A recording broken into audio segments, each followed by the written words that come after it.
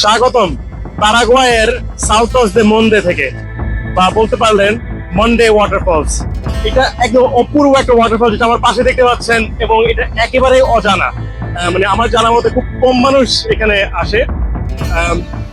এবং সত্য বলতে মানে এটা মিস হওয়ার একটা কারণ আছে, কারণ এটাকে ট্রাই বর্ডার রিজনে, এক পাশে আর্জেন্টিনা, এক পাশে ব্রাজিল, উল্টা পাশে প্যারাগুয়ে, এবং আর্জেন্টিনা ব্রাজিলের বর্ডারে আছে সেই স্বনামধন্য ইগুয়াসু ফলস, যেটা সাত আশ্চর্য মানে প্রাকৃতিক সাত আশ্চর্যের একটা হিসেবে জানা আছে। ওই কারণে যেটা হয় যে সাউথ অফ দি মন্ডে বা মন্ডে ওয়াটারফলকে তেমনটা পরিচিত হয় না। বাট আমরা চিন্তা করলাম যে কেননা আসি, এবং এসে দেখলাম যে এমন একটা জায়গা যে ওয়াটারফলের পাশে দাঁড়িয়ে আছি এবং আমরা দুজন ছাড়া আর কেউ নেই। মানে অপূর্ব একটা experience. The waterfall is amazing. মানে পিছনে আপনারা দেখতে পাচ্ছেন যে পানির প্রচন্ড স্রোত, সাথে আছে কিছুটা বাতাস হয়ে যাচ্ছে পানি এখানে, যেখানে আমরা একটু ভিজে যাচ্ছি। ইটসেলফ একটা এক্সপিরিয়েন্স। সিদাদ দেল এস্তে শহরটা প্যারাগুয়ের সেকেন্ড লার্জেস্ট সিটি। শহরটা আসলে ইনফ্যাক্ট বেশ ইন্টারেস্টিং একটা জায়গা। এখানে আসলে তেমন কিছু হয় না আদার দেন বিজনেস। এটা একটা বিজনেস হাব, শত শত ব্র্যান্ড, শত শত দোকান, শত শত শপিং মলও আছে ইনফ্যাক্ট। এবং এখানে কন্টিনিউয়াস বিজনেস হয়, এবং বিজনেসটা কমপ্লিটলি ডিপেন্ডেন্ট অন আর্জেন্টিনা এবং ব্রাজিল।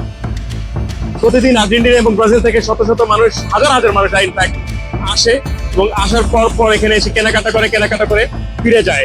এবং আমরা যেটা দেখতে পেলাম যে ব্রাজিলিয়ান সাইডে বেশ কঠোর নিরাপত্তা আছে, কারণ এখানে অনেক সময় ইলিগাল জিনিসপত্র পার হয়ে যায়, যে কোনো বর্ডারের ক্ষেত্রে সত্য।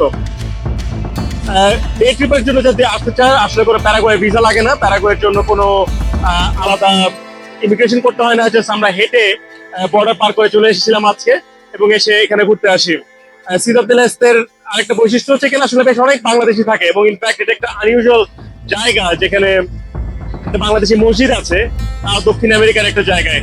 এটা আসলে এটা ইটসেলফ একটা মানে ইউনিক ব্যাপার, যে যদি অন্যান্য অনেক শহর আছে সাউথ আমেরিকা যেখানে প্রচুর বাংলাদেশি আছে, এখানে একমাত্র একটা জায়গা যেখানে একটা বাংলাদেশিদের স্পেসিফিক একটা মসজিদ আছে। আর অনেকে ব্রাজিলে কাজ করে, অনেকে প্যারাগুয়েতে কাজ করে, এবং ক্রস বর্ডার যেহেতু ইজিলি আসা যাওয়া করা যায়, এটাই তাদের একটা কেন্দ্রস্থল। এখানে তারা পিকনিক করে, এবং এই জায়গাটাতে আমি 8.5 বছর আগেও এসেছিলাম, কিন্তু আমি তখন এই সান্তোস মান্ডের কথা জানতাম না। এবং আজ যেহেতু সান্তোস মান্ডের কথা আমরা জানতে পেরেছি, তাই চিন্তা করলাম যে এখানে আসি। এবং ওয়াটার এক্সপিরিয়েন্স, $12 দিয়ে এন্ট্রেন্স ফি, এবং তারপরে একবার উপর থেকে একবার নিচ থেকে, হোয়াট আর ভিউ।